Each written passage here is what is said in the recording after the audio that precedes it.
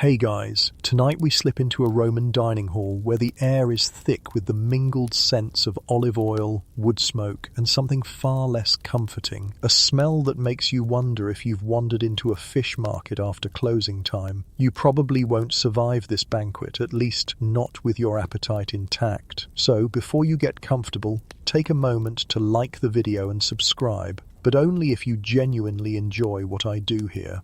And hey, let me know in the comments where you're watching from and what time it is for you right now. Now dim the lights, maybe turn on a fan for that soft background hum, and let's ease into tonight's journey together. You recline on a couch, because in Rome, sitting upright at a banquet is for amateurs. The cushions beneath you smell faintly of perfume and smoke, while a servant refills a bronze lamp beside your elbow. The flickering light dances over the mosaic floor, catching glimpses of swirling dolphins and mythic heroes set in coloured stone. The chatter of senators, poets and gossipers fills the chamber, and for a moment you think this could be pleasant until the first dish arrives.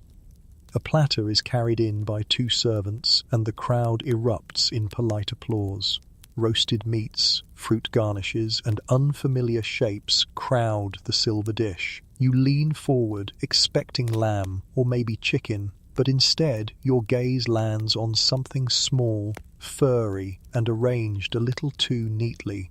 The nobleman beside you beams with pride as if this were the centerpiece of civilization itself. One mainstream fact slips in quietly. Romans loved to display wealth at the table, not just through the quality of the food, but the sheer strangeness of it. The more exotic, the more impressive.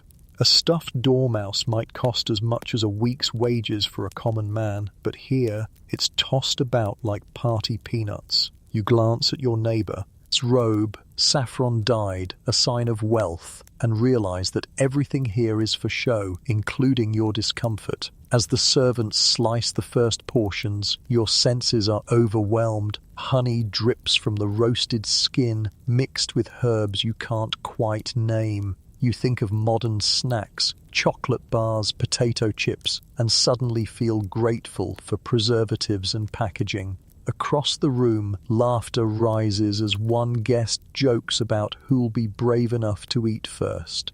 Another dips his bread in a small clay bowl, pulling it out slick with a pungent, fishy paste. He pops it into his mouth with a grin that makes you question his sanity. This, of course, is garum, the fermented fish sauce that Romans adored. To you, it smells like someone left sardines in the sun for a month and then bottled the result. Yet here, it's the height of refinement. Historians still argue whether garum was truly as delicious as the Romans claimed, or if it was more of a cultural acquired taste. Either way, your nose twitches and you instinctively reach for your cup of watered wine, only to discover it's been spiked with something that tastes like tree sap. A joke for the palate, perhaps. You're beginning to see why Romans considered eating both an art form and a test of endurance.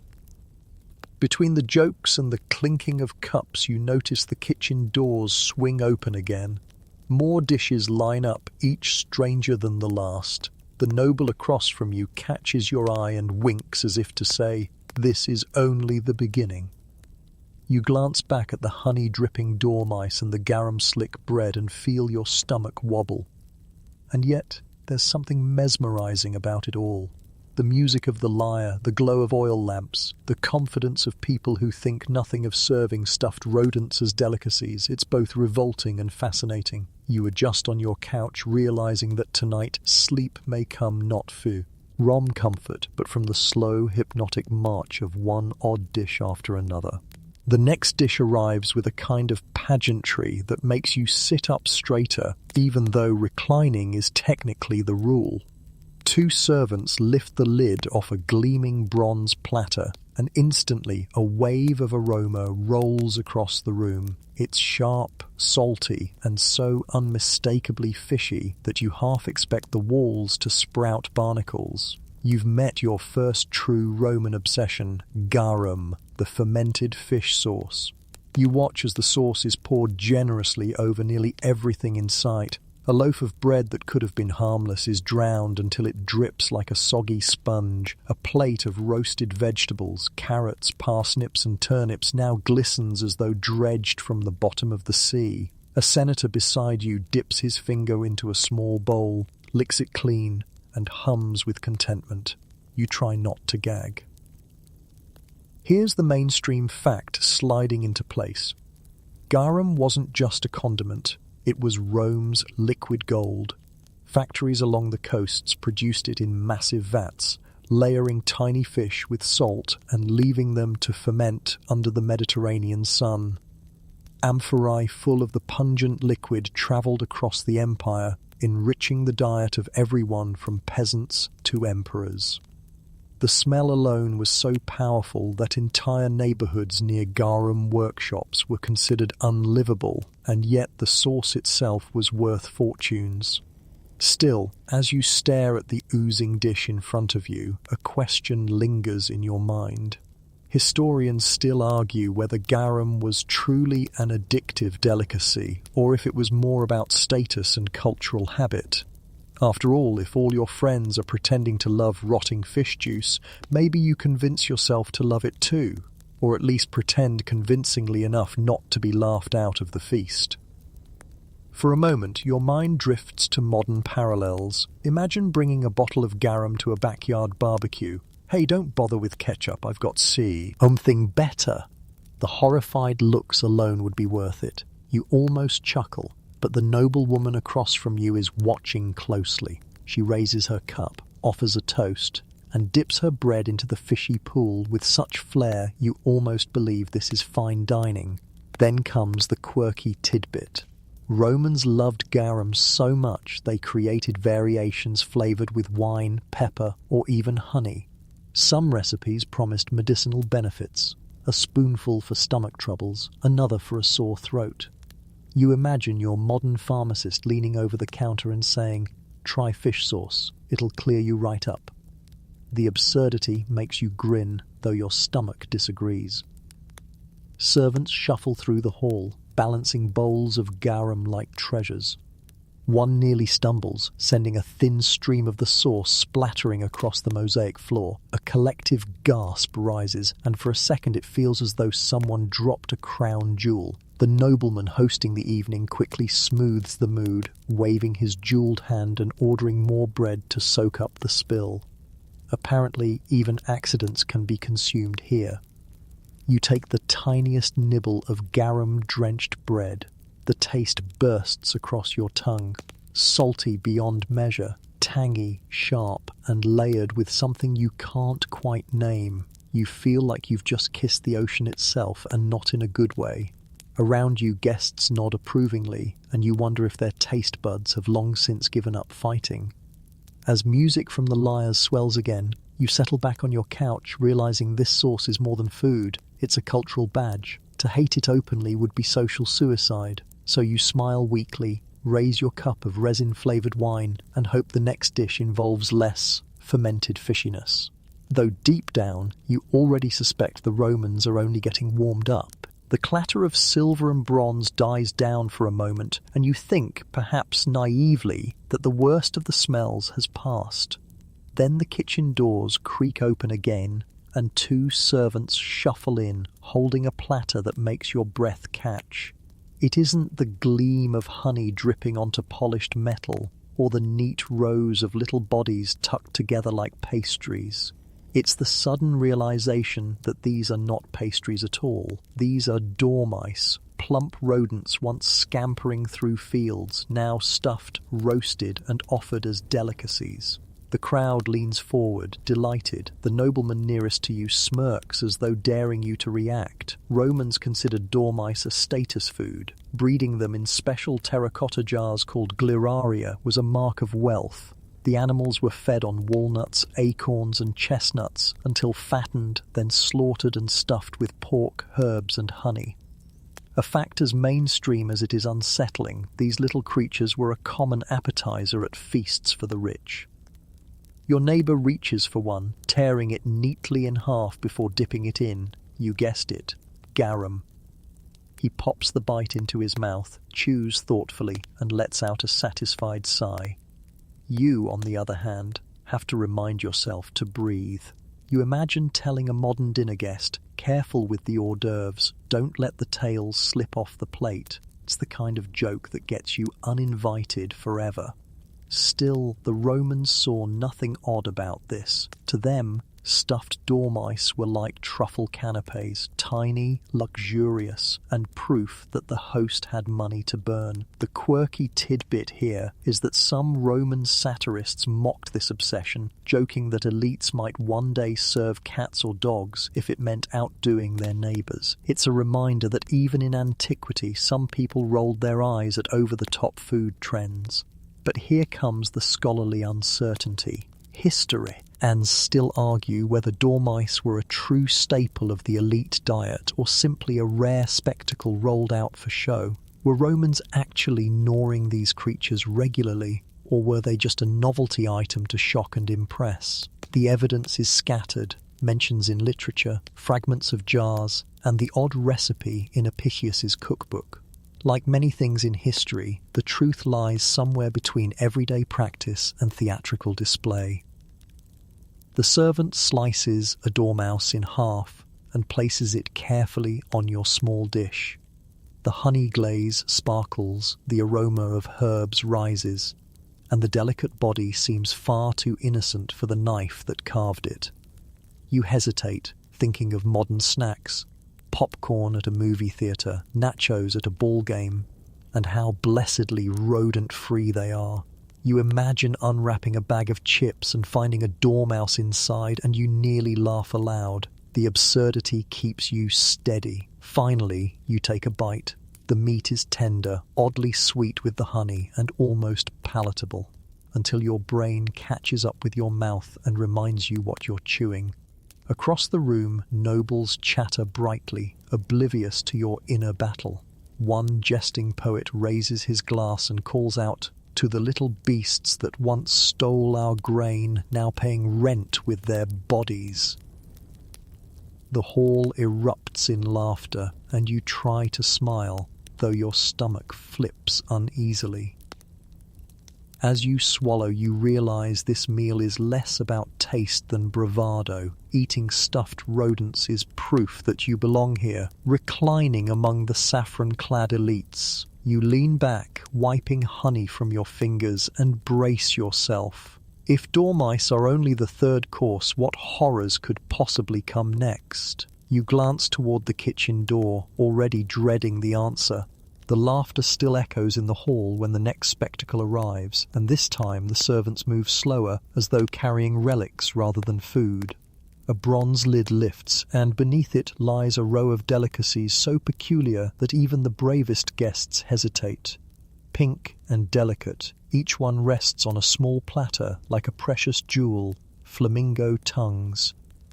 Yes, the Romans valued the tongues of flamingos, bright feathered birds plucked from marshlands and estuaries. You blink, because in your world flamingos are symbols of lawn ornaments and zoo visits, not appetizers. Yet here, they're culinary trophies. The host smiles smugly, his purple-edged toga gleaming in the lamplight. Clearly, serving these rare morsels is less about feeding stomachs than feeding egos. The mainstream fact lands firmly. Roman elite menus often featured exotic birds, and flamingo tongue was considered one of the most refined bites available. Cookbooks like Apicius even listed recipes for seasoning them with pepper and vinegar. To Romans, this was luxury embodied. To you, it feels like a bizarre dare. A servant places one in front of you, sprinkled with herbs and gleaming with oil. It looks tiny, fragile, almost comical compared to the grandeur of the dish. You wonder how many flamingos had to be silenced for this single platter. The quirky tidbit whispers through your thoughts. Some records suggest that Romans also enjoyed ostrich brains and parrot meat, though these may have been exaggerations meant to mock the wealthy. Imagine telling your friends, "Dinner's ready, hope you like bird tongues and parrot stew." Even your cat would walk away in protest. And yet the scholarly debate persists. Historians still argue whether dishes like flamingo tongues were truly common at feasts or exaggerated symbols of decadence mentioned by satirists to lampoon the rich. After all, capturing and preparing flamingos wasn't exactly simple, so perhaps these were rare appearances rather than nightly staples. You glance around the room, wondering how much of this feast is real indulgence and how much is staged theatre. You lift your piece cautiously. The tongue is chewy, heavily seasoned, and frankly tastes like the surrounding sauce more than the meat itself. It's not unpleasant, but your modern sensibilities won't let you forget what part of the bird you're chewing. The senator beside you slaps his thigh with delight and declares it divine. You manage a weak nod, hiding your grimace behind your wine cup. Around the hall, reactions vary. Some guests beam proudly, while others glance sideways, uncertain. The musicians strum a playful tune on their lyres as if mocking the absurdity of the moment. A poet at the far end recites a quick verse about birds losing both their voices and their tongues, and the crowd roars with laughter. You chuckle too, though your nerves tighten. The platter passes on, leaving behind only the faint smell of herbs and oil. You lean back, feeling as though you've crossed another strange boundary in this marathon of Roman delicacies. If tongues can appear on the menu, what other body parts might be next? You glance at the host, who raises a hand toward the kitchen doors once more, his smile promising yet another delight. Your stomach braces itself and you can't help whispering inwardly, maybe you really won't survive this after all. The hall quiets as the servants wheel in something far grander than the flamingo tongues. You hear whispers ripple through the reclining guests before you even see it, and then the spectacle comes into view. A roasted peacock, its iridescent feathers carefully reattached after cooking, glimmers under the torchlight. Its long neck is arched proudly, and its tail spreads in a brilliant fan of blues and greens, shimmering like gemstones. It isn't so much a dish as a performance, a declaration that the host's wealth is limitless. Peacocks were not rare in Rome, but eating them was never about filling your belly. The mainstream fact is simple. Peacocks, swans, and other birds were often paraded at banquets for shock value. Sometimes they were barely eaten at all.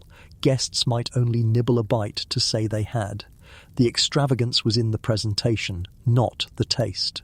You sit there staring at the peacock, realizing that it's essentially a medieval Instagram post. Beautiful, flashy, and curated more for attention than enjoyment. The servants carve carefully, laying slices of meat onto silver plates. A noble across from you smirks as though daring you to refuse. The quirky tidbit surfaces. There are accounts of entire swans being served with their feathers arranged back onto their roasted bodies, beaks painted with saffron, wings spread as if ready to fly. It's both theatrical and eerie, like eating a taxidermy project that somehow wandered onto the dinner table. You can't help but imagine the awkward silence if someone accidentally plucked a feather mid-bite. And here comes the uncertainty. Historians still argue whether Romans genuinely enjoyed the flavour of these birds or if it was purely for spectacle. Peacocks, after all, don't exactly rank high on the tenderness scale. Some suggest they were more leathery than lamb and required heavy sauces to mask the chewiness. Wonder if anyone at this feast actually enjoys what they're tasting or if they're simply nodding along to keep up appearances. Your plate arrives with a slice of peacock breast, glistening with oil and herbs. You take a cautious bite. The texture is dense, the flavour gamey, and you find yourself reaching quickly for your cup of resin-spiked wine to wash it down. The senator next to you grins, juices running down his beard, and proclaims it the food of the gods. You can't help but mutter inwardly that maybe the gods deserved better. The entertainment continues as musicians strike up a livelier tune. A servant parades the tail feathers around the hall, letting each guest marvel at their jewel-like beauty. Children clap, nobles chuckle, and the host reclines proudly, basking in the envy of his peers. You realize the bird was never meant to fill bellies. It was meant to stun eyes, to silence rivals, and to make you, the guest, feel small before such luxury. And yet, even as you chew reluctantly, you find yourself caught in the glamour. The feathers shimmer hypnotically in the firelight, casting shadows that look like halos across the marble walls. You take another bite, not because you enjoy it, but because you don't want to look like the only one left behind. As the servants clear the remains, carrying off the once majestic bird with only scraps of meat gone, you lean back against your cushion. Already, the absurdity of it lingers in your mind. You remember the dormice, the flamingo tongues, and now the feathered pageantry, and you can't shake the thought that this feast is less about dining and more about theatre. And in this theatre, you're a reluctant actor, forced to play along until the curtain finally falls. You barely have time to recover from the jewelled feathers of the peacock when the kitchen doors groan open again, and what emerges this time makes you instinctively pull your couch blanket tighter. Two servants approach with clay bowls steaming faintly, their contents shimmering in a sour-smelling brine. You lean forward and see long, translucent strips floating inside, jellyfish, pickled and dressed with vinegar. Around them, smaller sea creatures wobble in the liquid like they're still deciding whether to swim away. The room fills with cautious laughter. Even among Romans, this was not a dish for the faint-hearted. The mainstream fact here is straightforward. Ancient writers mention jellyfish and other unusual marine animals prepared as food, though they were often doused with heavy vinegar or spices to mask the rubbery texture. To the Romans, turning something slimy into an edible dish was proof of culinary mastery. To you, it looks more like a prank in a science lab. A senator beside you spears a translucent strip with his fork, holds it high so it dangles in the torchlight, and slurps it up with exaggerated gusto. The crowd claps politely. You force a smile, wishing desperately for something as simple as a loaf of plain bread. And here's the quirky tidbit. Some records suggest that Roman cooks experimented with nearly anything pulled from the sea urchins, cuttlefish ink, even salted sea cucumbers. Imagine pitching that menu to your local takeout joint. Yes, I'll have the vinegar jellyfish special with a side of brine, please. The cashier would call security. Historians still argue whether these dishes were truly consumed widely or whether they were exaggerated examples of elite extravagance. After all, jellyfish don't exactly keep well, and preparing them safely requires more finesse than most kitchens had. Were Romans genuinely gnawing on translucent tentacles, or was it more about bragging that they could? The debate leaves you wondering whether you're tasting a cultural truth or just a staged curiosity. A servant sets the bowl before you and the sour smell rises like a punch to the nose. You steel yourself, pick up a strip of jellyfish, and bite. It crunches strangely, like biting into a wet sponge dipped in acid. You fight the urge to grimace as vinegar burns down your throat. The noble across the table notices your struggle and laughs kindly, offering a slice of honey cake to chase it down. You take it without shame, grateful for the sticky sweetness that banishes the briny sting. The lyres strike up again, this time in a teasing melody, as though mocking every guest's willingness to eat what common sense would normally forbid. One poet at the far end quips that even Poseidon must be chuckling at mortals chewing his creatures raw. The hall erupts in laughter, and you force a chuckle too, though your stomach groans in protest. You lean back, feeling the torchlight flicker across your face. Tonight's feast is becoming less about survival of the fittest, and more about survival of the bravest palate. As servants carry the empty bowls away, the smell of vinegar lingers, sharp and unrelenting. You glance at the doors again, and though part of you dreads the next course, another part whispers that you're morbidly curious. If they've already fed you rodents, tongues, and jellyfish, what could possibly top that? You close your eyes briefly, bracing yourself, and wait for the next act in Rome's ongoing theatre of disgust. The sour sting of vinegar still lingers in your nose when the next aroma rolls through the hall, smoky, meaty, and tinged with spices strong enough to make your eyes water. Servants shuffle in carrying wooden trays stacked with links of sausages, their casings glistening in the lamplight. Some are plump and pale, others dark and coiled like sleeping snakes. A nobleman waves theatrically at the display and declares that this course is not for cowards. The mainstream fact slots neatly into place. Romans were masters of sausages. Recipes survive describing mixtures of minced pork, pepper, pine nuts, and even fish packed into casings and roasted over open flames. Sausages were everyday fare for soldiers, but at feasts, the more unusual, the better. Blood puddings made with animal organs and fat were especially prized by those who wanted to prove their rustic toughness. A servant slices one open, and the contents spill onto your plate, dark, rich, and a little too glossy for comfort.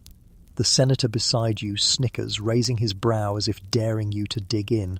You cut a piece, the spices hitting your tongue first. Sharp pepper, earthy herbs, before the iron tang of blood rushes in. You swallow quickly, chasing it with wine, your stomach uncertain whether to thank you or revolt.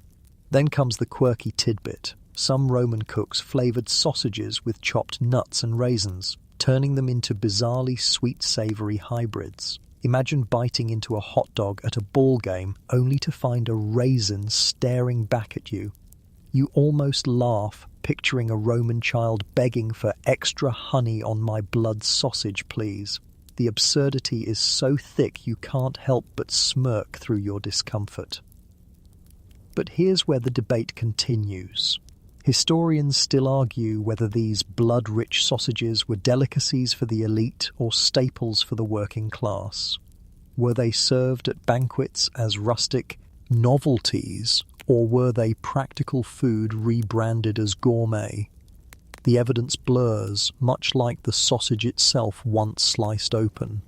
Either way, their presence tonight is meant to shock and impress, and judging by your own reaction, the tactic is working. The kitchen slaves continue grilling more links on open braziers, sparks flying into the smoky air. Wicker baskets full of herbs sit nearby, ready to season the next batch. The smell of sizzling fat drifts across the hall, mingling with incense and perfume until it's impossible to know what's meat and what's musk. Guests laugh, cough, and dive in regardless, chewing noisily like an orchestra of jaws.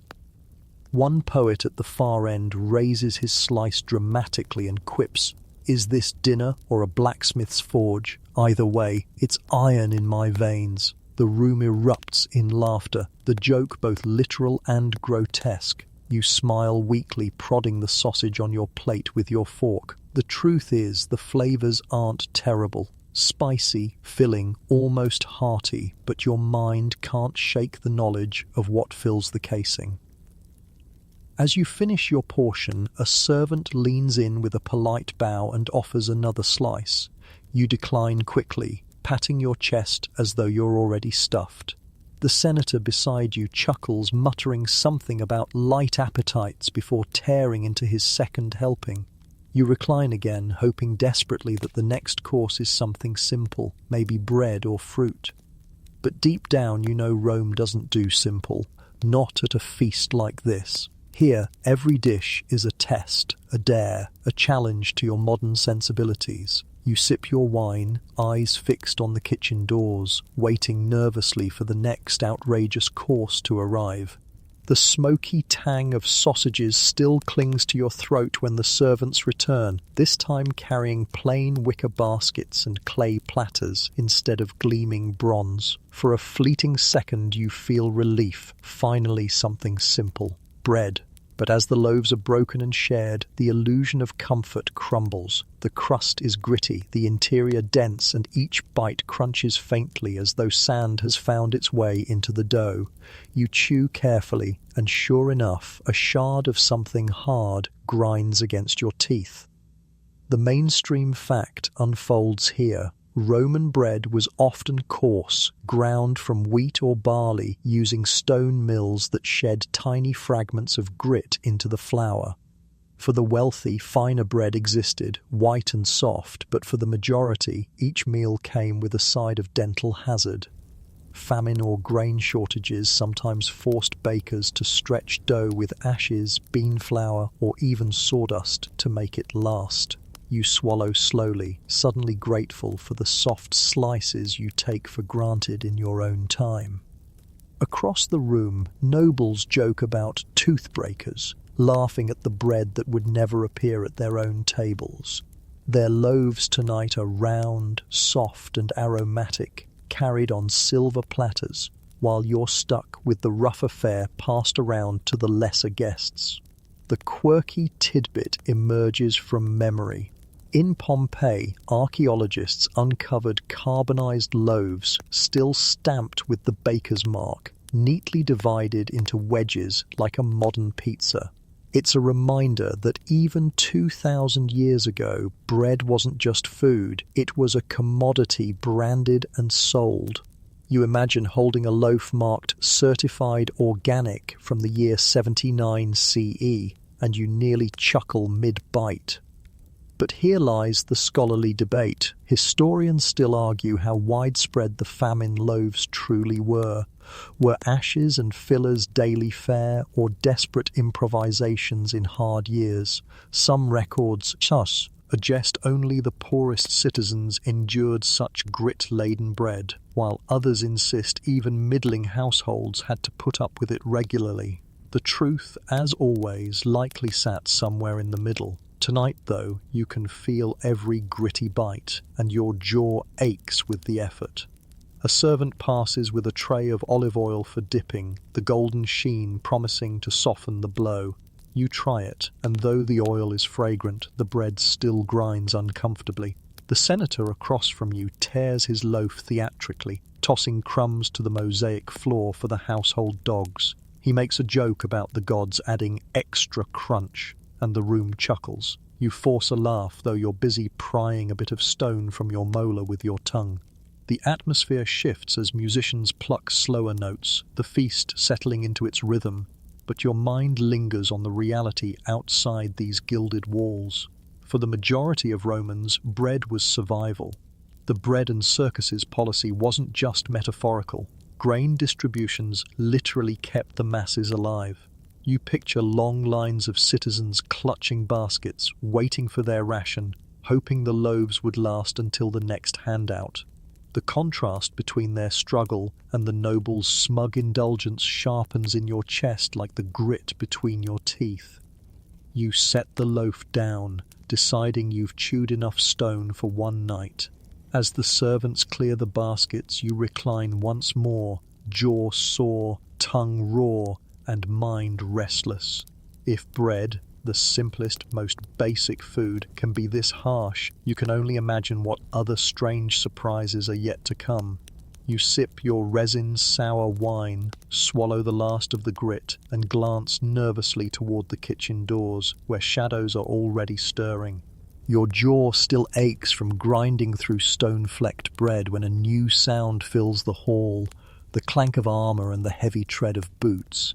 The servants step aside, and in march a group of soldiers, dusty from the road, their faces wind-burned and sun-creased. Tonight's feast has chosen to showcase not only the delicacies of nobles, but also the diet of Rome's common fighters. Trays are set down with less ceremony, plain wooden bowls, coarse loaves, and what looks like porridge so thick it clings to the spoon. The mainstream fact lands firmly. The Roman legionaries' diet was built on barley, not wheat. Barley gruel, often cooked into a paste called pulse, formed the backbone of military rations. Soldiers supplemented it with bacon, cheese, or dried fruit when they could, but the daily grind was as bland as it was filling. You scoop up a spoonful, and it tastes of ashes and salt with the faint bitterness of smoke from the campfires. It was boiled over. One of the soldiers dips his bread into a second bowl, a strange black mixture that makes you wrinkle your nose. The quirky tidbit reveals itself. Gladiators were nicknamed hordearii, barley men, and they consumed drinks mixed with ash and charred bone to strengthen their bodies. Some thought the minerals toughened bones and aided recovery. You imagine a modern fitness trainer hawking Ash Tonic 3000 guaranteed gains and nearly laugh out loud at the absurdity. And yet, uncertainty remains. Historians still argue whether these ash tonics were truly widespread or whether they were exaggerated in the writings of satirists who loved to poke fun at gladiators. Was it genuine nutrition or just a theatrical quirk? The debate lingers even as you watch the soldier lift his cup and drink the dark mixture without a grimace. You take another bite of barley gruel, the mush sticking stubbornly to the roof of your mouth. It's hot, heavy, earthy, and relentlessly plain. Around you, nobles chuckle at the thought of living on such fare, but the soldiers eat with practiced rhythm, as if each bite is another step in their endless march across the empire. They chew quickly, drink sparingly, and already look eager to move on, their discipline evident even at the table. One soldier cracks a grin and jokes in rough Latin, holding up his bowl. Better than jellyfish. The hall erupts in laughter, and you actually agree for once. Still, your tongue longs for sweetness, for something to wash away the taste of ash and grit. The musicians strum lightly in the background, but the mood has shifted. You feel the gulf between soldier and senator, between survival food and luxury. The nobles may gag at barley gruel, but without it, Rome's empire wouldn't have marched across continents. The bowls tonight are more than food. They're reminders of the backbone holding this glittering society together. You set your spoon down, pushing the porridge aside. Your stomach sags with heaviness, and you recline deeper into your couch. If this is what kept gladiators on their feet, you silently vow to stay seated. The servants clear the wooden bowls quickly, almost embarrassed by their rustic simplicity, and once again all eyes turn to the kitchen doors. The air smells faintly of ash and sweat, and you can't help but think, if this was just the soldier's ration, the nobles are about to show off something even more shocking. The soldiers and their ash tonic bowls shuffle out, leaving behind the faint scent of smoke and sweat. You barely have time to exhale when the doors creak again, and the servants return with trays more delicate, but no less questionable. They carry bowls of greens and herbs, freshly torn, their colours dulled under a thick layer of sauce. What could have been refreshing, parsley, chicory, celery, now glistens under a flood of vinegar, garum and spices that nearly drown the plants. The mainstream fact emerges clearly. Vegetables in Rome were staples, but often smothered with sauces so heavy they lost their freshness. Wealthy Romans rarely ate them plain. They preferred bitter flavours, leeks, onions and endives combined with sharp dressings. For the poor, vegetables were survival food. For the rich, they were just another excuse to flaunt spices imported from half a world away. You spear a leaf with your fork and raise it to your lips. The sharpness hits instantly, vinegar so strong it bites your tongue, garum sneaking in behind it, pepper stinging your throat. You cough softly, covering it with a fake smile as the noble beside you munches contentedly. He pats his chest as if proud to endure the bitterness, like it's some badge of honour. Then the quirky tidbit pops into mind. Some Roman recipes describe lettuce served as a supposed sleep aid, while others warn it might actually make you infertile. Imagine that. your midnight salad deciding whether you get sweet dreams or a childless future. You nearly laugh, picturing Romans debating lettuce the way modern folks argue about coffee after 6 p.m. And yet, the scholarly debate lingers. Historians still argue whether Romans truly enjoyed the bitterness of these sauces or simply endured them as part of fashion. Were vegetables genuinely liked, or were they cultural accessories at feasts, platters meant to impress with imported spices rather than please the palate? The truth, much like the sauce, is difficult to swallow. The musicians pluck slower notes as servants refill wine cups. The bitter tang clings to your teeth, so strong you almost wish for the jellyfish again. At least that was weird in a more honest way. Around the hall, nobles compare their dishes, arguing which herbs pair best with which sauce, boasting about secret recipes. One claims his cook uses saffron to colour cabbage. Another brags about mint stewed with leeks. You imagine a modern dinner party where people argue passionately over who has the best kale hack, and suddenly the ancient world feels much too familiar. You take another bite, smaller this time, and chew quickly. The sauce overwhelms the greenery, turning something fresh into something punishing. You sip your wine, though the resin aftertaste only collides with the vinegar until your mouth feels like a battleground. The nobleman beside you grins broadly, calling the dish a cleansing for the soul. You silently disagree, certain your stomach is now more confused than cleansed. As the bowls are cleared away, you recline with a sigh. The torchlight flickers, casting long shadows over the mosaic floors.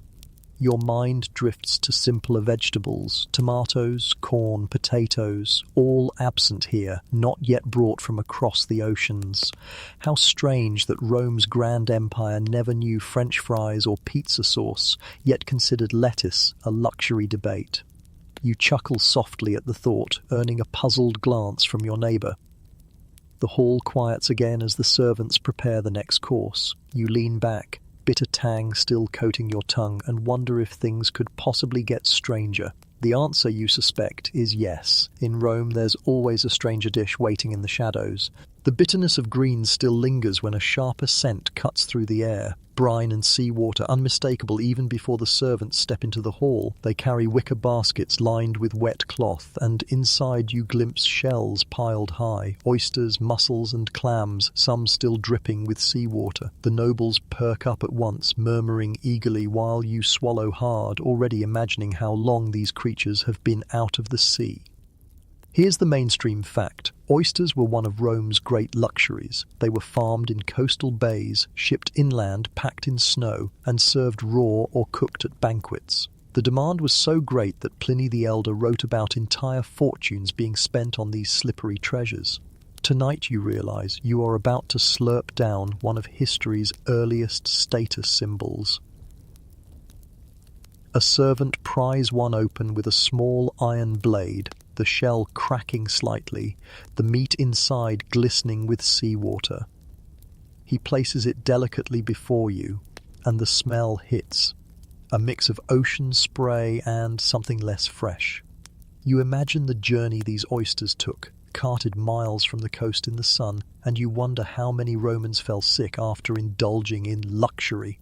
The senator across from you doesn't hesitate. He lifts the shell to his lips and slurps loudly, sighing with theatrical bliss. The quirky tidbit drifts into thought. Oysters weren't just food, they were also believed to be aphrodisiacs. Some Roman writers joked that men ate them by the dozen, convinced they would grant virility. You picture a toga-clad guest bragging about his oyster count like it's a gym record. 20 oysters tonight, my friends, make of that what you will. And the absurdity nearly makes you laugh. But uncertainty remains. Historians still argue whether oysters were always considered a pleasure or if their popularity was exaggerated in texts written for the elite. After all, preservation was tricky, and not every Roman inland town had access to snow-packed wagons. Were oysters a universal treat or the exclusive indulgence of the wealthiest? The debate, like the oysters themselves, remains slippery. You steel yourself and lift the shell. The oyster slides onto your tongue, cold, wet, and far too alive in its texture. It tastes of the sea, yes, but also of copper and something sour that makes your stomach tense. You swallow quickly, reaching for your cup of resinous wine, which does nothing to erase the flavour. The noble beside you chuckles at your expression, as if watching a child try lemons for the first time. Around the hall, shells crack open, brine drips onto mosaic floors, and laughter rises. Musicians strike a playful tune, as though encouraging the guests to slurp in rhythm. The host raises a shell high and declares oysters to be nectar of the gods, though from your perspective the gods might have been playing a practical joke. When the baskets are finally carried away, the smell lingers, salty, fishy, clinging to your hair and clothes. You recline, trying not to burp brine, and wonder what strange thing could possibly follow this. As the hall quiets, you realize that Rome's banquets are as much endurance trials as they are feasts, and you're barely halfway through the show.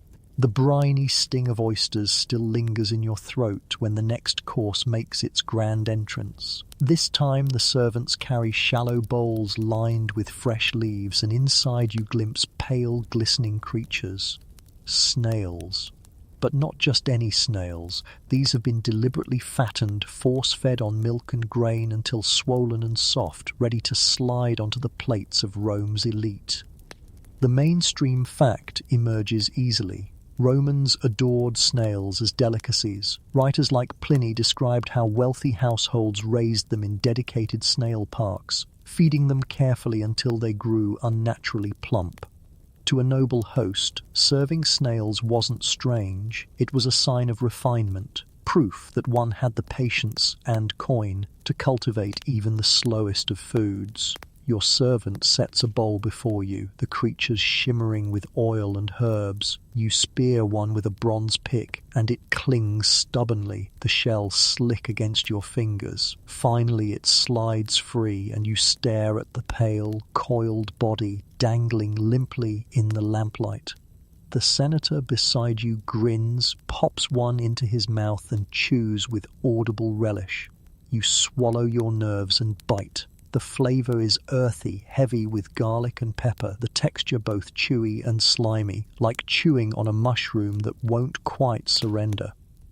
Here's the quirky tidbit. Some Romans believed snails had medicinal properties, even using them as remedies for coughs. Imagine showing up at a pharmacy, asking for lozenges, and the clerk handing you a live snail with a smile. The absurdity makes you stifle a laugh, though you nearly choke on the bite still lodged in your cheek. But here's where uncertainty slides in. Historians still argue whether snail fattening was widespread or mostly an eccentric habit of the wealthy. Were snail parks scattered across villa gardens, or were they rare curiosities mentioned more for novelty than for everyday dining? The evidence is slim, much like the snails themselves before their milk-heavy diet. The hall erupts in chatter as guests slurp noisily from their bowls, the sound more fitting for a pond than a banquet. One poet makes a pun about dining at a snail's pace, and the crowd bursts into laughter. You grin weakly, wiping oil from your chin, and wish for something crisp to cleanse your palate. Instead, another snail slides onto your plate, its shell gleaming in the lamplight like a mocking eye. You manage one more bite before surrendering, setting down your pick and leaning back. The torchlight glimmers across mosaic floors, reflecting tiny patterns that seem to swirl, and for a moment you wonder if the snails themselves are laughing at you. Around you, nobles chatter happily, praising the dish as delicate and refined. To your modern senses, it feels like chewing through a dare. As the bowls are cleared away, the smell of garlic and oil clings to the air, heavy and relentless. You sip your resin-tinged wine, hoping to drown the memory of slimy texture, but the aftertaste only lingers more stubbornly. You close your eyes for a moment, bracing yourself, because if Rome has taught you anything by now, it's that there is always another strange delight waiting just beyond those kitchen doors. The garlic slick snail aftertaste still clings to your tongue when the next course arrives, and this one seems almost innocent at first glance. Servants carry wheels of cheese stacked in wicker baskets, their rinds cracked and rough, releasing a sharp, tangy aroma. Alongside them, clay bowls filled with creamy lumps are set on the tables. At last you think something familiar, but when you take a closer look you realize this isn't your average cheddar and crackers moment. The mainstream fact drops into place. Romans loved their dairy, but they had peculiar tastes by modern standards. Goat and sheep milk dominated, producing cheeses that were often sour, salty, or downright funky. Some varieties were deliberately aged until they hardened into bricks that could be grated, while others oozed so much they looked half alive. Tonight you're served both, a crumbly wedge of goat cheese and a spoonful of curd that quivers ominously on your plate. The senator beside you beams and digs in, slathering a lump of curd onto bread as though it were butter. You take a cautious bite. The taste is strong, earthy, tangy, almost animal-like, and you can feel the pungency in the back of your throat. It's not terrible, but it's far from comforting. You think of smooth, pasteurized supermarket cheese and sigh inwardly. Here's the quirky tidbit. Some Roman recipes included dishes made from goat udders themselves, boiled and spiced as a delicacy. Imagine telling your friends, dinner's cheese and the container it came from. You nearly laugh mid-chew, picturing the horror on modern faces. It's a reminder that Romans wasted nothing, even when perhaps they should have. And then comes the uncertainty. Historians still argue about just how refined Roman cheesemaking truly was. Were these cheeses beloved delicacies or rough staples tolerated because refrigeration didn't exist? Evidence suggests.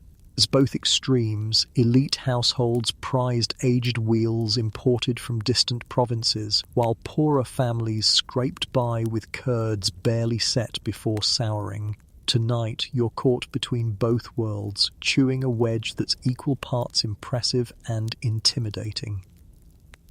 The smell in the hall grows stronger as bowls of curds are passed, mixing with the lingering garlic of the snail course.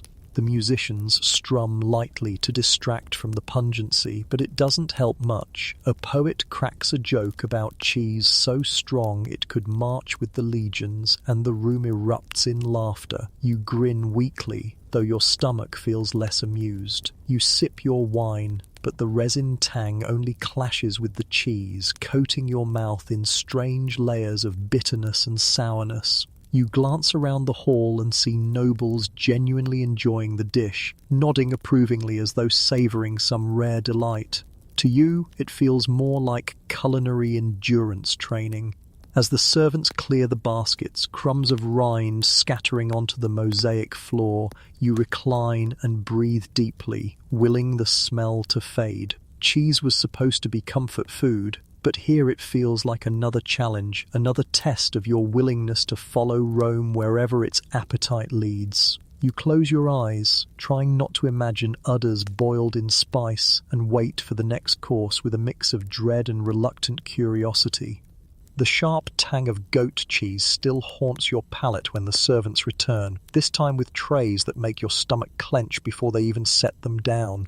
Bronze dishes gleam under the torchlight, each piled with rich, glistening cuts of meat. Liver, lungs, kidneys, hearts, all roasted, spiced, and arranged as if this were the most natural spread in the world. The nobles lean forward eagerly, while you instinctively lean back. The mainstream fact is undeniable. Romans relished organ meats, often considering them finer than muscle cuts. A roasted liver sprinkled with pepper and coriander might be a delicacy at an elite table, while lungs stewed with vinegar and herbs could appear as a hearty dish. Tonight you're staring at the entire catalogue, seasoned heavily and presented with pride. A servant carves slices of liver and drops them onto your plate. The texture is dense, almost chalky, the flavour metallic and sharp. You chew slowly, washing it down with resinous wine while the senator beside you tears into a heart with gusto. His teeth gleam red with juices, and he pats his belly, satisfied. You try not to stare. The quirky tidbit slips into thought. Romans sometimes used animal livers for divination, believing their appearance could foretell the future. Imagine a dinner guest pausing mid-bite to announce, "Good news, this cow's liver says tomorrow will be sunny." You almost laugh, though the bite in your mouth turns it into more of a choke. And yet the scholarly debate continues. Historians still argue whether offal was a true luxury for the elite or a necessity for the poor that became fashionable when spiced and dressed. Was it beloved across classes, or did nobles only indulge as a way of showing rustic authenticity? The evidence is murky, much like the juices now staining your plate. The musicians pluck a livelier tune, perhaps to cut through the eaviness of the meal. Around you, guests chatter brightly, comparing which organ tastes best. One boasts that kidneys fried in oil are unmatched, while another claims lungs hold the richest flavor if roasted just right. You keep your smile thin, nodding occasionally, though your stomach whispers that it disagrees. A poet raises his goblet and recites, "We eat the heart to gain its courage, the liver for its fire." The hall erupts in laughter, and you force out a chuckle, though you feel less courageous and more queasy. The irony isn't lost on you. In Rome, bravery is measured not on the battlefield tonight, but on the plate. You take another bite, this time of kidney, and the taste is stronger, more bitter. You chase it immediately with wine, the resin aftertaste doing little to soften the blow. The noble across the table winks and calls you a true Roman now, as though chewing through organs is a rite of passage. As the dishes are cleared away, the scent of roasted innards lingers in the air, mingling unpleasantly with the fading tang of cheese. You recline, pressing a hand to your belly, wondering how much more your body can endure. Yet you know the feast is far from finished. Rome has a way of pushing the boundaries, and you suspect the next course will find a way to test you all over again. The taste of roasted organs still lingers like metal on your tongue when the servants return once more, this time carrying baskets that clink faintly with glass jars and clay pots. They set them down carefully, and when the lids are lifted, the sharp smell of brine bursts into the hall. Inside are cucumbers, gourds, melons, even small fish, all bobbing in vinegar, salt water and spices. Pickles, not your crisp, refreshing sandwich side, but a Roman obsession stretched to extremes. The mainstream fact is simple. Romans preserved nearly everything in brine. Pickling allowed them to enjoy fruits and vegetables long after harvest, and it was practical for long voyages or lean seasons. Pliny even catalogued the sheer variety of foods Romans pickled, from radishes to turnips, but the nobles tonight aren't treating this as survival food, they're treating it as another indulgence. A servant places a dish before you with slices of pickled cucumber glistening in thick brine. You lift one gingerly, the sharp vinegar hitting your nose before it touches your tongue. The bite is overwhelming, salty, sour, and oddly sweet all at once. You manage to chew it down, but the taste clings stubbornly, making your lips pucker. Across the hall, laughter rises as nobles crunch noisily, showing off their enthusiasm. Here's the quirky tidbit. Romans sometimes pickled melons, creating sweet and sour slices that confused even their own diners. Imagine expecting dessert only to bite into something halfway between candy and vinegar. You nearly laugh at the thought of offering this at a modern picnic. Who wants some brined cantaloupe? And watching everyone suddenly remember they left something in the car. But uncertainty clouds the brine.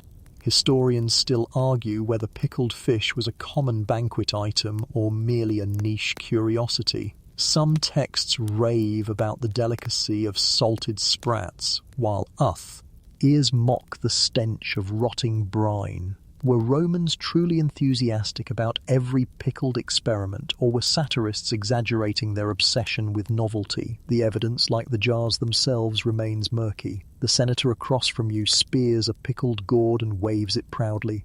"Preserved sunshine," he declares, popping it into his mouth with a grin. Others clap politely, raising their cups as if this humble brined vegetable deserves a toast. You nibble at your cucumber again, the sourness searing your tongue until your eyes water. The resinous wine, when you reach for it, only makes matters worse, layering tree sap bitterness over sharp vinegar until your mouth feels like a battlefield.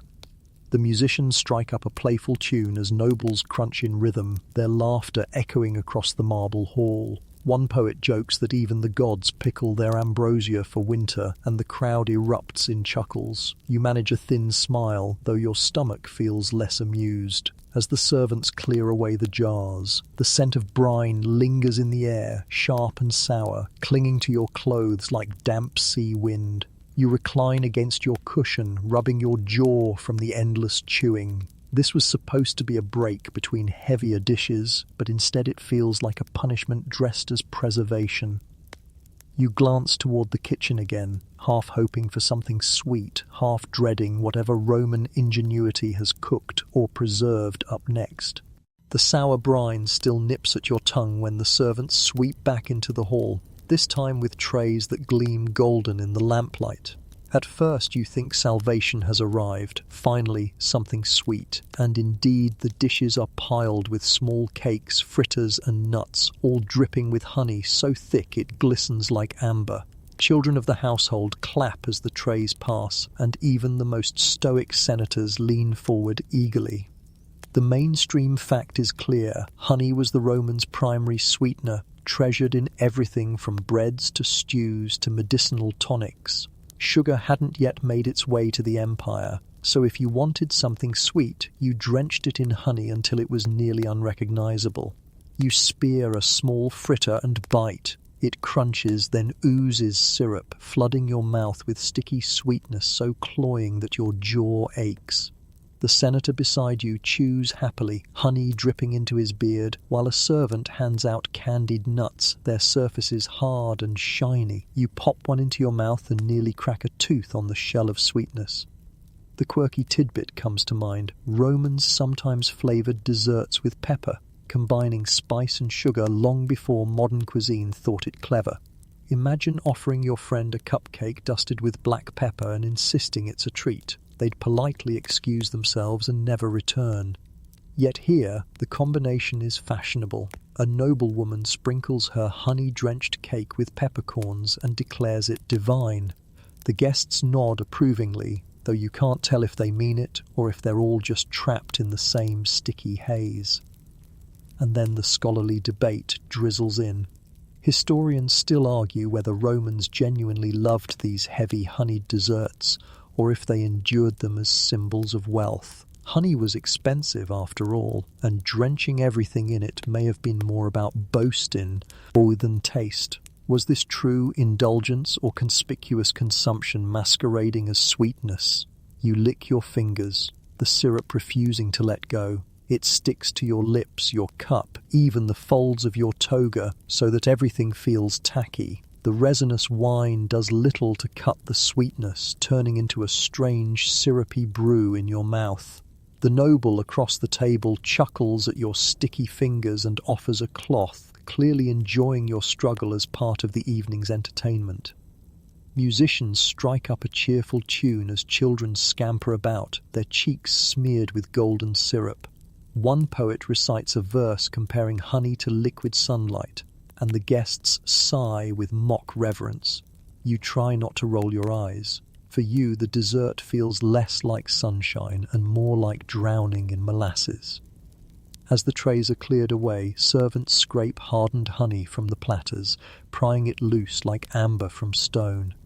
The hall hums with satisfied murmurs, but you recline back, tongue coated in sugar, craving something, anything fresh and clean. You close your eyes briefly, realizing that even sweetness in Rome comes at a cost. In this empire, nothing is ever simple, not even dessert.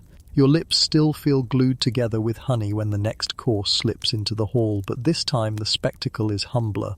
Gone are the silver trays and jewelled feathers. Now servants carry earthen pots, wicker baskets and wooden skewers. The smell is smoky, greasy, and oddly familiar. You lean forward and realise you're about to sample the food of Rome's poor, the street fare sold in crowded marketplaces. The mainstream fact is straightforward. While nobles dined on flamingo tongues and peacock displays, the average Roman filled their stomachs with street food. Bakers sold meat pies, bean stews and porridge from shops called thermopolia, essentially ancient fast food joints. Tonight, a sample of that life is laid before you. You break open a pie, steam escaping, the crust thick and uneven. Inside lies a mystery filling. Bits of pork, onion, perhaps fish, all mashed together until the flavours blur. You take a cautious bite and the taste is salty, hearty but oddly murky. The senator across from you wrinkles his nose, declaring it peasant fare. Yet you find yourself oddly comforted by its blunt honesty. There's no feather display, no honey overdose, just food meant to fill.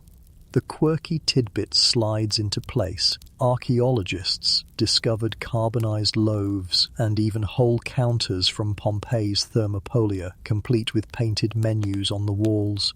Imagine grabbing a bowl of hot stew while leaning against a fresco of Bacchus, half-drunk god of wine grinning down at you. Fast food with divine approval. What could be more Roman? Still, historians argue whether these humble pies and stews were nutritious staples or grim reminders of poverty. Were they hearty enough to sustain, or scraps dressed up to pass as meals? The evidence shows both. Some were thick with beans and cheese, others little more than gruel laced with grease. The debate lingers, just like the grillades, as now clinging to your fingers. The hall fills with laughter as nobles poke fun at the street pies, waving them about like props. One poet recites a satirical verse about dining with beggars, and the room erupts in chuckles. You bite again, chewing slowly, realizing that though mocked, this food carries more honesty than the gilded peacock or slimy jellyfish. It's rough, it's greasy, but it doesn't pretend to be anything more than survival. You sip your resinous wine, which only muddles the flavours further. The noblewoman beside you tosses her pie back onto the tray, unimpressed, and wipes her hands with disdain. You, however, set yours down gently, strangely grateful for the small reprieve of something straightforward. As the servants clear the pots, the smell of smoke and grease lingers, curling into the rafters of the hall. The music swells again, playful and mocking, but your thoughts drift outside, imagining a Roman street at dusk, vendors shouting, children tugging at skirts, and steam rising from clay pots. For a moment, you almost wish you were there, instead of trapped in this endless carousel of grotesque noble dining. But the kitchen doors stir once more, promising another shift. Tonight's theatre has no intermissions, and you brace yourself, sticky fingers on your cup, waiting for the next act in this long Roman performance. The smoky scent of street pies has barely faded when the servants reappear, this time carrying plain wooden trays and iron kettles. The air grows heavier as they set bowls before each guest, thick greyish porridge stiff with lumps, its surface dull under the lamplight. No saffron garnish, no honey glaze, just sustenance in its barest form. Tonight, the host has chosen to remind everyone what Rome's soldiers endure on campaign. The mainstream fact lands clearly. Roman legionaries marched on simple fare, pulse, a porridge of barley or wheat mixed with water, salt, and the occasional dash of vinegar. It was monotonous but reliable, the fuel that carried armies across continents. Alongside it came dried bacon or cheese when supplies allowed, but more often the porridge was eaten cold, with little to break its blandness. You lift a spoon and taste. The porridge clings stubbornly, paste-like, with a faint sourness from the vinegar. It fills the mouth without offering comfort. Around the hall, nobles poke and prod at their bowls, giggling like schoolchildren forced to eat gruel. One senator quips, "If this is what conquers the world, I'd rather stay home," and the crowd roars with laughter. But here's the quirky tidbit. Some accounts describe soldiers baking their porridge into portable cakes, almost like dense energy bars carried for days on the march. Imagine a legionary chewing a rock-hard biscuit while trudging through mud, calling it dinner. You nearly laugh mid-spoonful, though the lump in your mouth feels less comedic. And still, historians argue, did Roman soldiers truly thrive on such meagre rations, or did local foraging and plunder provide most of their diet? Was the porridge symbolic of discipline, or simply the unglamorous truth of survival?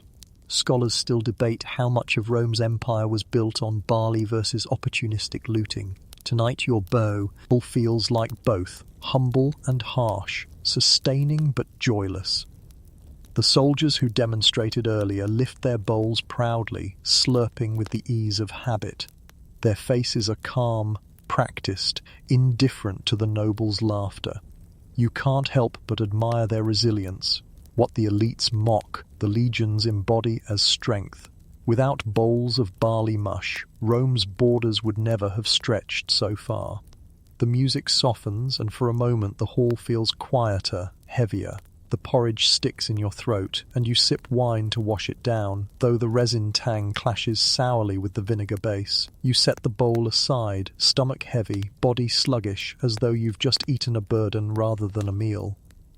The host claps his jeweled hands, breaking the gloom, and servants rush to clear the bowls. The nobles laugh once more, eager for something grander, something to wash away the memory of soldiers' fare. You lean back on your couch, aware that this banquet isn't just about food, it's about contrasts. Luxury versus survival, spectacle versus endurance, and you, caught in the middle, must swallow both. As the kitchen doors swing open again, you rub your temples, bracing yourself. Rome isn't finished testing your palate or your patience. The heaviness of soldiers' porridge still drags at your stomach when the mood in the hall suddenly brightens. Laughter rises before the servants even appear, for the guests know what comes next. Not food exactly, but spectacle. The doors swing open, and in come entertainers with dice, goblets, and small trays of leftover dishes. A murmur ripples through the crowd, and someone whispers the word vomitorium. Here, the mainstream fact must be set straight. The so-called vomitorium wasn't a chamber for purging mid-feast, but simply the name for exit passages in amphitheatres. Yet the myth persists that Romans excused themselves to vomit so they could keep eating. Tonight's host leans into the rumour, staging a playful performance. Servants joke about leading guests to refresh themselves between courses, and the hall erupts in knowing laughter. One entertainer juggles dice while another recites bawdy verses, encouraging wagers on who will dare to eat the next strange dish. You watch nobles slap down coins, betting on courage instead of skill. It's more circus than supper now. The quirky tidbit floats in. Some feasts did encourage staged overeating, with hosts teasing guests into gluttony as a display of wealth. Imagine someone today setting up a buffet challenge, not for fun, but as proof of their social rank. You almost laugh, though your stomach winces at the thought. And still, scholars argue, historians still debate whether elite Romans truly gorged themselves to excess at every banquet, or whether writers like Juvenal exaggerated for satire.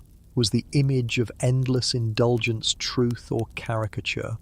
Tonight, watching nobles laugh and egg each other on, you realize it's probably both. A kernel of reality inflated into legend. The senator beside you raises a goblet and toasts to appetites without end before tossing dice onto the mosaic floor. They clatter loudly, and servants deliver a platter of leftover sausage to the winner. He tears into it with exaggerated relish, making the hall roar. The musicians strike a lively rhythm, adding to the chaos. You sit back, amused despite yourself. The joke is grotesque, but the laughter is infectious, rolling like waves through the chamber. A poet calls out, "The gods themselves feast forever, why not us?" And the crowd erupts again. You smile faintly, though your own belly whispers warnings. As the games wind down, the servants clear the trays of dice and scraps, leaving behind a hall buzzing with mirth. The myth of vomitoria may be false, but tonight's performance has given it life, if only for amusement's sake. You sip your wine, letting the resin coat your tongue, and realize that Rome isn't just about food, it's about stories, rumors, and the theatre of reputation. And with the kitchen doors creaking open once more, you know another act is about to begin, promising both disgust and wonder. The dice clatter still echoes in your ears when the atmosphere shifts once again. The servants return, but this time they carry baskets draped in fine linens, amphorae gleaming with wax seals, and trays stacked with fruits so exotic you know immediately these did not grow anywhere near Rome. The nobles straighten in anticipation, and a hush falls across the hall. Tonight, the empire itself has been carried to this table. The mainstream fact comes easily. Rome's power wasn't just measured in armies, but also in trade. Spices from India, pepper from the east, dates from North Africa, figs from Syria, and dried apricots from Armenia. All of it flowed along the arteries of the empire. To taste such things was to taste dominion. Tonight's host is flaunting his reach. You bite into a fig, the skin leathery, the flesh sticky sweet, and it feels like biting into a piece of the desert sun itself. Servants pour bowls of pepper onto the table, black granules glittering under lamplight like tiny jewels. The senator beside you pinches some between his fingers and sneezes violently, which sparks laughter across the couches. Pepper was so prized in Rome that it was literally used as currency, a fact that hums in your mind as nobles toss it into wine and stew as though it grows outside their windows. Here's the quirky tidbit. When Rome was sacked centuries later, invading armies demanded peppercorns as part of the ransom. Imagine an entire empire reduced to paying in spices, as if modern nations settled debts with cinnamon sticks.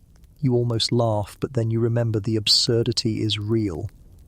And yet, uncertainty colours the feast. Historians still argue whether these exotic imports were daily indulgences or rare spectacles for the very richest. Did the average senator sprinkle pepper every evening, or did only a few hosts boast such stores?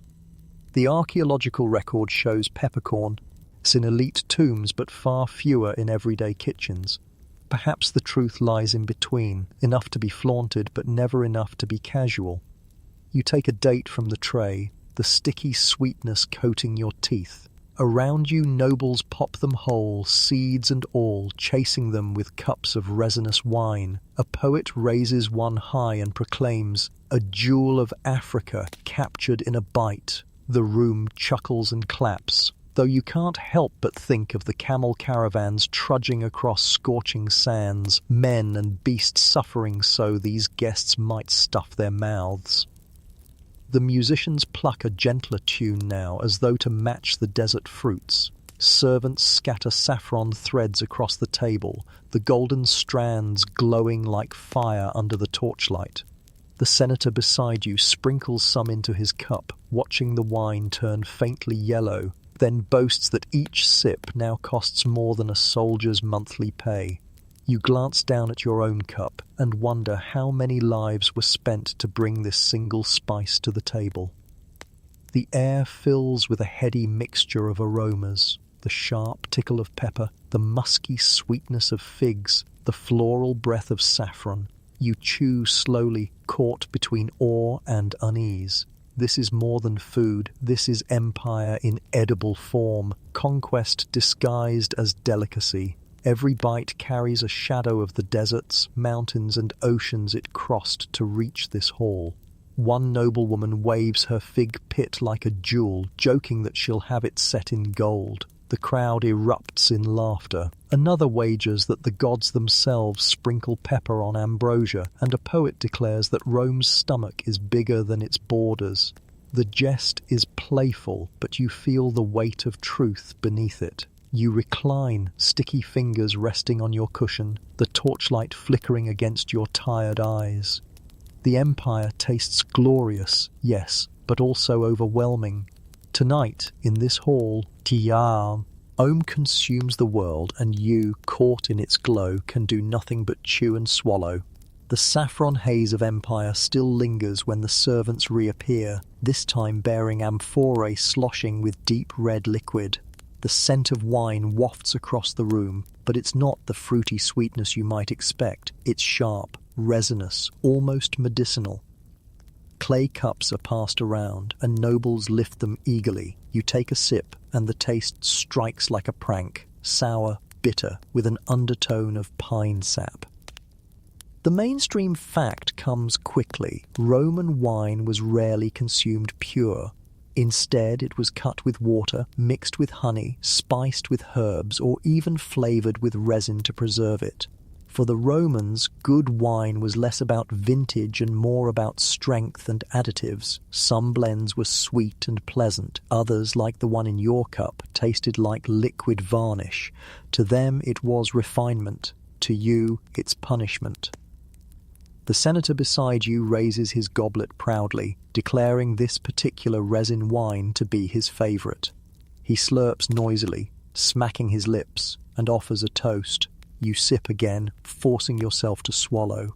The resin coats your tongue, and you imagine licking a pine tree in midsummer. Here's the quirky tidbit. One Roman recipe called for seawater to be added to wine, giving it a salty tang meant to mimic coastal breezes. Imagine uncorking a modern bottle labelled with authentic ocean flavour. You almost choke on your laughter, though the resin taste is choking enough already. But historians still argue whether Romans truly enjoyed these concoctions or whether they were a practical necessity. Wine spoiled easily without modern storage, so did they drink resin-flavoured vintages because they liked them or because it was that or nothing. Scholars debate whether high society really preferred resin-heavy wines or simply pretended for fashion's sake. The hall grows louder as the wine flows. Musicians strike a faster rhythm and laughter bursts out as nobles loosen under the resin haze. Some sprinkle pepper into their cups, others stir in honey, creating strange mixtures that would horrify any modern sommelier. A poet raises his goblet and jokes that every tree in the empire may now be drunk. The hall roars with mirth, and you grin faintly, though your stomach churns at the clash of flavours still lingering from previous courses. The servants pour generously, refilling cups before they're even half empty. You take smaller sips, unwilling to drown in pine-flavoured syrup. The noblewoman beside you notices and teases, afraid of Roman courage. You smile politely, wondering if courage is really the word for willingly sipping what tastes like liquid turpentine. As the cups clink and the resin smoke of torches fills the air, you recline deeper on your couch. The flavours of Rome, garum, honey, vinegar, resin, swirl uneasily in your belly, a storm of contradictions. You close your eyes briefly, feeling the hum of the lyres, the laughter of nobles, the pulse of empire in every sip. When you open them again, the amphorae are nearly empty, and servants are already preparing the next act. You sigh softly, resin clinging stubbornly to your tongue, and wonder how many more flavours your body can take before it begs for mercy. The resin-slick taste of wine still clings to your tongue when the servants march in again, this time carrying shallow trays covered with cloths. The hall goes quiet, not with excitement, but with a hush of caution, as if everyone knows this course carries a whisper of danger. When the covers are whisked away, you see them, mushrooms glistening under torchlight, piled high in neat little mounds. Some are grilled and sprinkled with herbs, others stewed until soft. To you, they look harmless. To the Romans, they are a gamble. The mainstream fact is sobering. Mushrooms were prized by Roman elites, but they also carried a reputation as silent killers. Claudius, the emperor himself, was allegedly poisoned with a dish of mushrooms, earning them the nickname food of the gods, and not in a good way. Tonight, the host plays with this dark reputation, serving mushrooms as both delicacy and spectacle. A servant ladles a spoonful of stewed mushrooms onto your plate, their earthy aroma filling your nose. You take a bite. The flavour is rich, woodsy, almost comforting, like damp soil after rain. But even as you chew, the hall buzzes with jokes about poison, each noble pretending to cough dramatically or slump in mock death.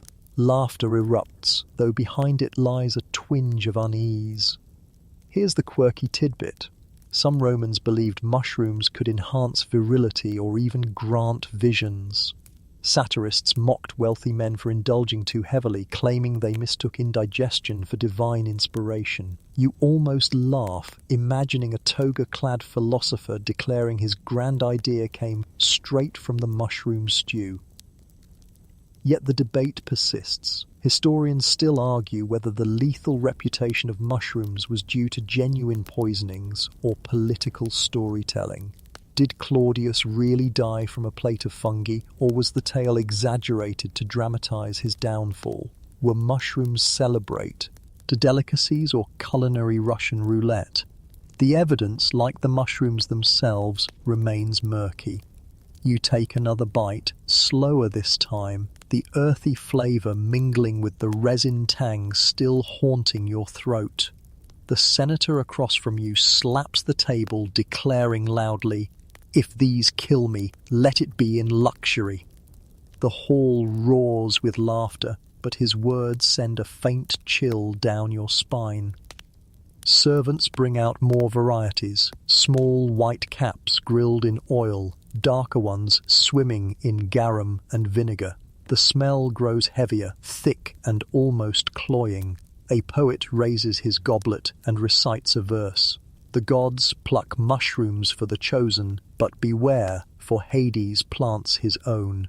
The guests cheer, clinking cups, half in jest, half in unease. You chew carefully, swallowing each bite like a wager.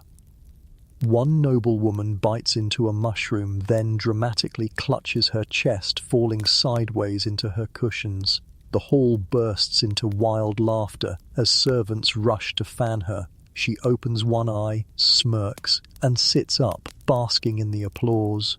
You laugh too, though uneasily. Even in jest, the shadow of poison hangs over the dish. You recline, spoon set aside, the flavour lingering. The torchlight flickers against the mosaic walls, casting shapes that look like twisting vines and roots. For a moment, the imagery blends with the mushrooms in your mind, as though the very earth has crept into the feast, offering its bounty with one hand and its venom with the other. Around you, nobles chatter about which mushrooms taste the finest, boasting of their cook's secret knowledge. You sip your wine, resin and earth colliding on your tongue, and wonder how many diners in Rome's long history never rose from their couches after such a course. As the trays are cleared and servants sweep away the mushroom-scented air, you breathe deeply, relieved that your heart still beats steadily in our chest. But the unease remains. If tonight's feast is a performance, then this act has reminded you that death itself can be part of the menu.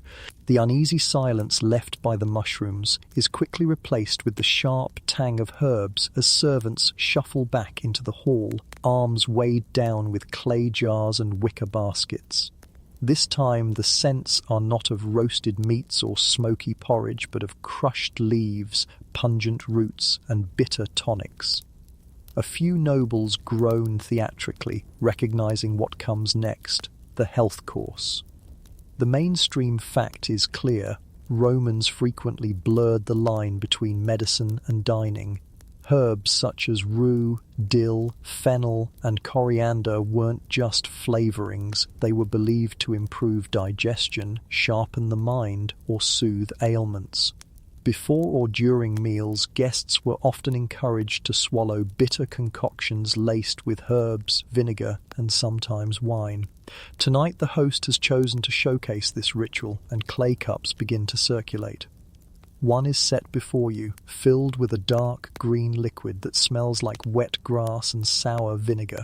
You hesitate, but the senator beside you raises his cup proudly and gulps it down in one breath, his face twisting only slightly. You take a cautious sip, and the bitterness strikes instantly, scraping across your tongue and searing your throat. It tastes like chewing dandelions marinated in cough syrup. You swallow with effort, and your stomach squirms. The quirky tidbit follows quickly. Some Romans genuinely believed certain herbal appetizers could cure hangovers before they began. One popular tonic included cabbage broth thought to counteract the effects of wine. Imagine showing up at a party today, someone handing you a steaming bowl of cabbage juice with the promise, "Don't worry, this will keep you from regretting tomorrow." You nearly laugh, but the bitterness still clings to your mouth. And then comes the debate. Historians still argue whether these tonics were truly consumed in great quantities at feasts or if they were modes. Be symbolic gestures. Did Romans actually enjoy sipping vinegar herb sludge, or was it a ritualistic pause, a way to flaunt knowledge of healing arts while pretending it was delicious? Some scholars suggest the recipes were exaggerated by writers mocking the rich for swallowing weeds in the name of health. The hall hums with activity as nobles sip from their cups, some gagging openly, others boasting of their endurance. A poet recites a mocking verse, "Bitter roots for sweeter bellies," and the crowd erupts in laughter. One noblewoman fans herself dramatically after her sip, declaring she feels cured of every ailment she never had.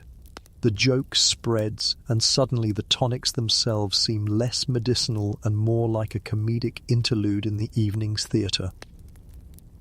You force yourself to take another swallow, the bitterness now clinging stubbornly to your gums. The resinous aftertaste of earlier wine mixes with the herbal sting until your mouth feels like a garden that's been set on fire. Across the room, servants crush fresh herbs with stone mortars, the rhythmic grinding echoing beneath the music of the lyres. The smell fills the air, sharp and green, overwhelming the fading aroma of mushrooms. A soldier who remains from the earlier demonstration lifts his cup high and jokes that he's finally found a drink worse than ash tonic. The room explodes with laughter, and you chuckle too, though your stomach twists uncomfortably. At least the humour is genuine, the bitterness less so. You set the cup aside, only half empty, and recline deeper into your couch. The cushion feels softer now, or maybe it's your body sagging under the weight of everything you've endured so far. Your tongue still tingles from the herbs, and you long for a moment of plain water, something absent in this sea of vinegar and resin. But water, was rarely trusted on its own in Rome. Better to drink bitterness than risk sickness, or so they told themselves. The servants clear the jars and baskets, carrying away the herbal haze. The hall buzzes with laughter and exaggerated groans, as though everyone agrees that this course was more punishment than pleasure. You lick your lips, still coated in bitterness, and sigh.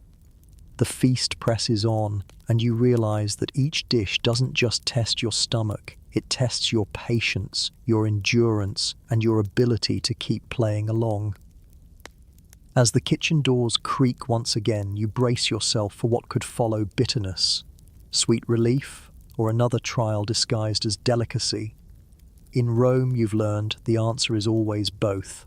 The taste of bitter herbs still clings stubbornly to your tongue when the servants return, and this time they carry something entirely unexpected. Wooden buckets packed with snow. The nobles gasp in delight, for chilled drinks are the height of extravagance. You lean forward, blinking in disbelief. Snow here in the heart of Rome, at a banquet hall, lit by torches and warmed by braziers.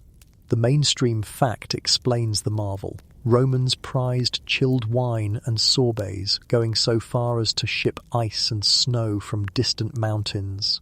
Wealthy households built snow pits insulated with straw to store it for special occasions. Tonight, the host shows off his wealth by pouring resin-flavored wine over crushed snow, creating a crude but dazzling slush that glistens under the firelight. A servant sets a cup before you, the wine glowing faintly golden as it seeps into the frosty mound. You sip cautiously. The cold shocks your teeth, numbing your tongue before the familiar sour resin seeps through. It's a strange sensation, refreshing yet jarring. Around you, nobles laugh with delight, savouring the rarity.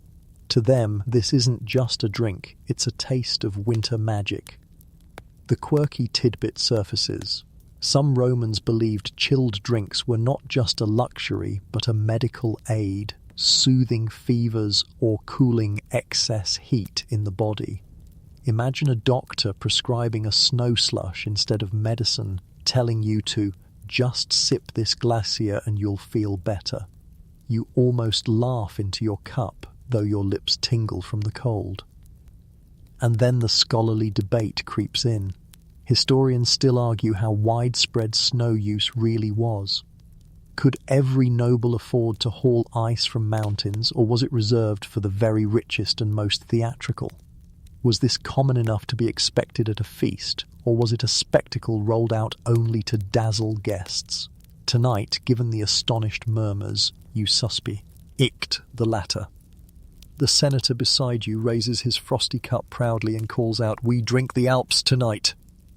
The hall erupts in laughter and cheers while musicians strike up a lively tune. Servants move swiftly, pouring more wine over snow, the torches flickering against the icy mounds as though mocking the very season outside. For a moment, the hall feels transformed, each sip a glimpse of mountain air carried into this crowded chamber.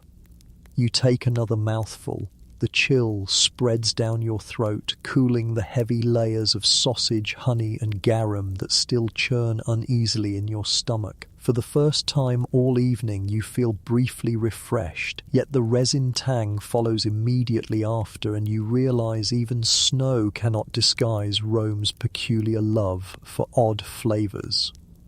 A poet recites a verse about Bacchus pouring snow from his cup, and the guests roar with laughter. One noblewoman sprinkles saffron into her icy wine, turning it golden, while another insists on crushing dates into his slush.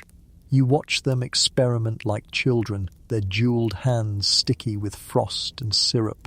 The mood is lighter now, the heaviness of herbs and mushrooms replaced with frosty amusement. Still, you can't help but imagine the labour behind this spectacle. Slaves trudging up icy slopes, hacking at frozen drifts, hauling snow in baskets down treacherous paths, all so it could melt in a senator's goblet. The luxury tastes sharper when you think of the cost. You sip again, cold and resin clashing in your mouth, and set the cup down slowly. The torches flare, the snow hisses faintly as it melts, and the nobles chatter eagerly. For them, this is delight. For you, it's another reminder that Rome's appetite devours not only creatures and spices, but even the seasons themselves. You recline back, tongue-chilled, belly restless, and wait for whatever marvel or horror the kitchen unveils next. The haze of rose perfume still clings to your hair and robes when the servants reappear, this time carrying trays covered with embroidered cloths. The guests straighten in anticipation, murmurs fluttering across the hall. With a flourish, the coverings are lifted, and you stare at dishes sculpted into strange, almost playful shapes, food moulded into animals, gods, and mythical creatures.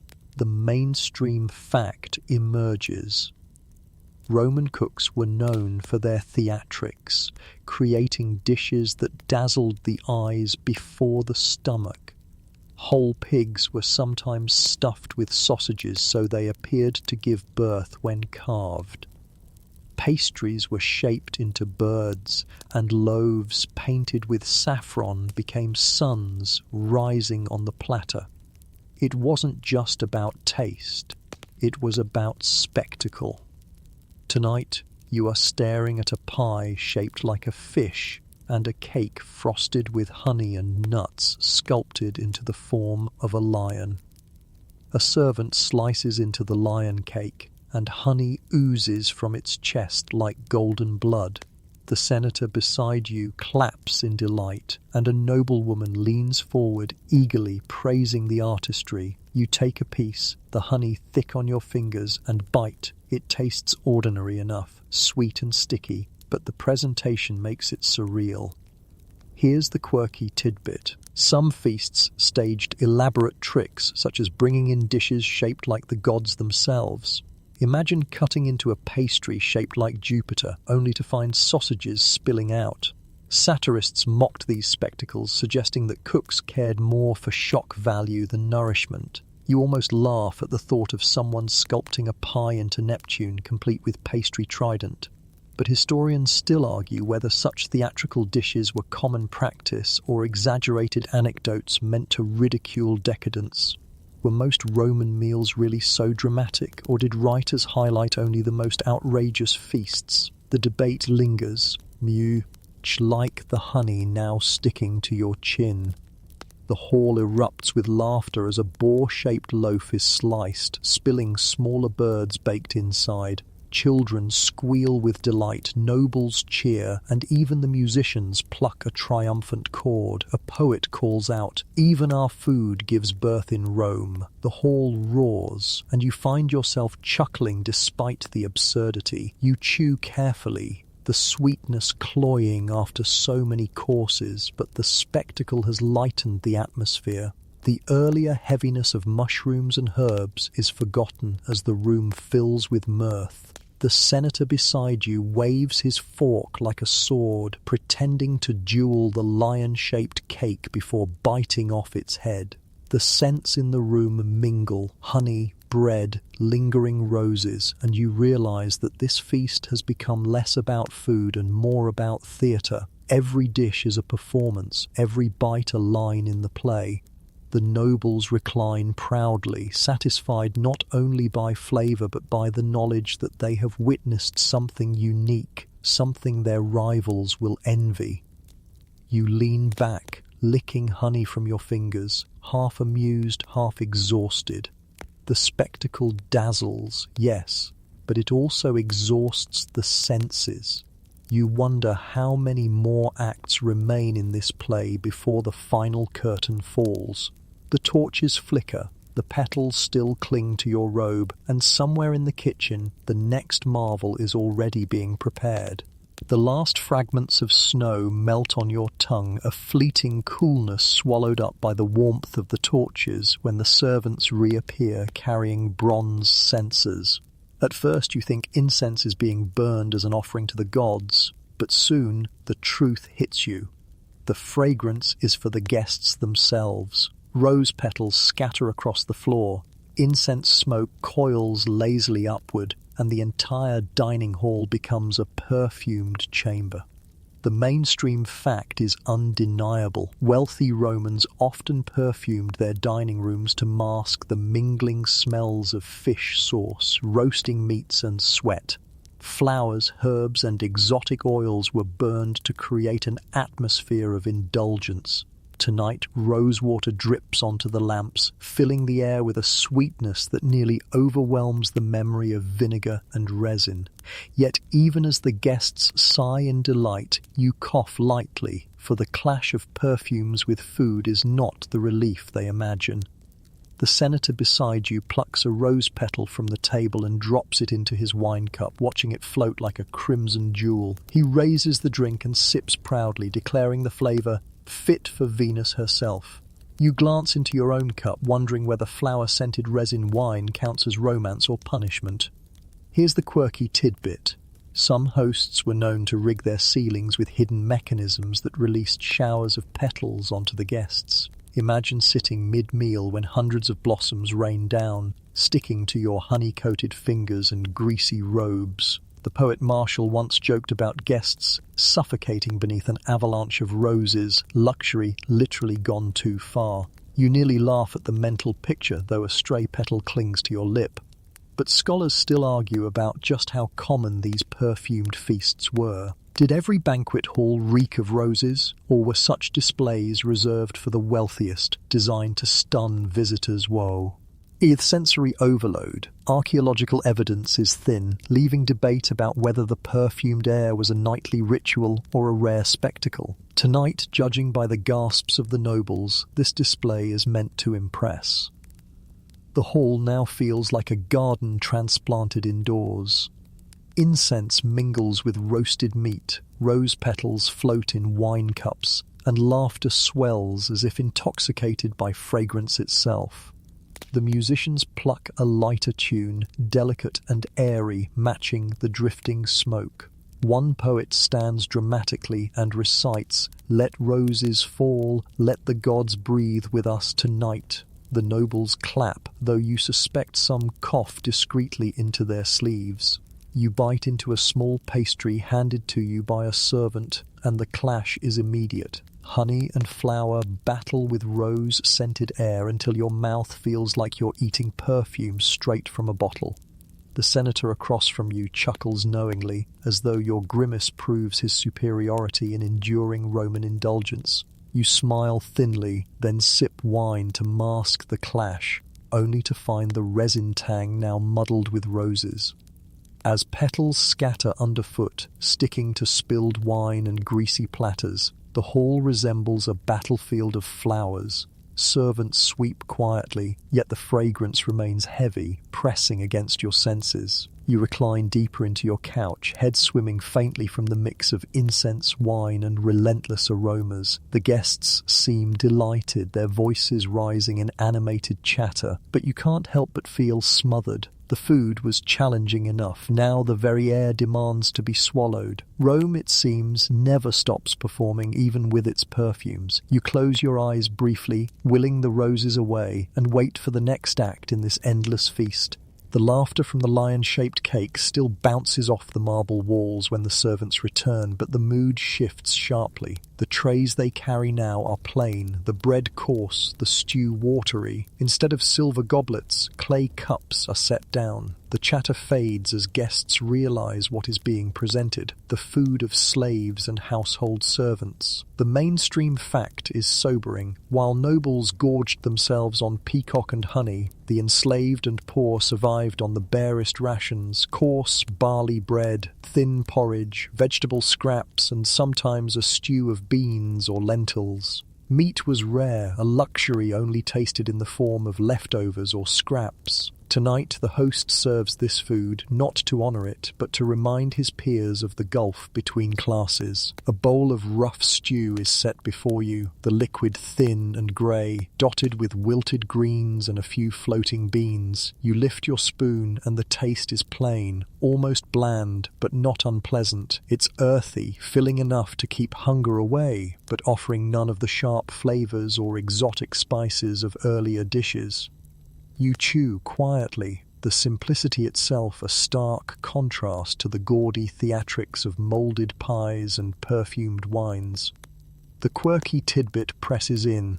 Records suggest some wealthy Romans joked about slave food being so poor that even dogs turned their noses up. Yet archaeologists have found simple clay bowls stained with bean stews, proving that for the majority, this humble fare was the backbone of survival. You picture a line of weary servants huddled over a shared pot, eating in silence while their masters reclined nearby, and suddenly the taste in your mouth feels heavier. And here lies the scholarly debate. Historians still argue whether the diets of slaves and servants were uniformly grim or varied depending on household and task. Did kitchen slaves sneak better food, tasting the sauces they prepare?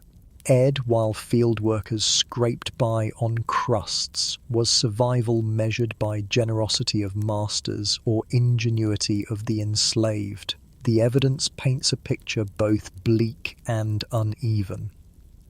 The senator beside you chuckles as though this course is part of a cruel joke. He pretends to gag on the barley bread and tosses it to the floor, where a household dog eagerly devours it.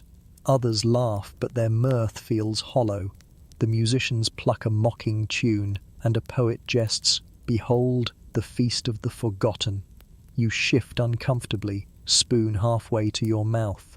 Yet as you swallow another bite, you find the simplicity oddly grounding. No honey dripping, no vinegar stinging, no feathers or flowers masking the truth. Just beans, greens, and bread.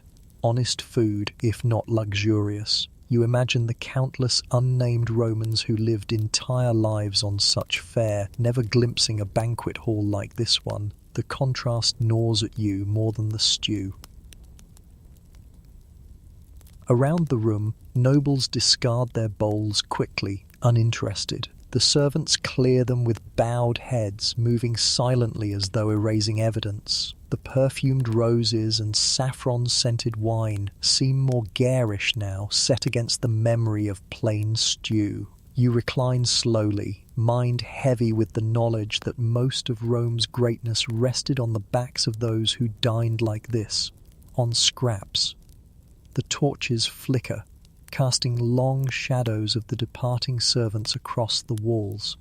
For a moment, you think of the quiet kitchens, the dim slave quarters, the worn hands stirring pots. You sip the thin clay cup of wine, more water than grape, and feel its faint relief. It isn't delicious, but it is real. The nobles quickly demand the next course, eager to wash away the reminder of inequality.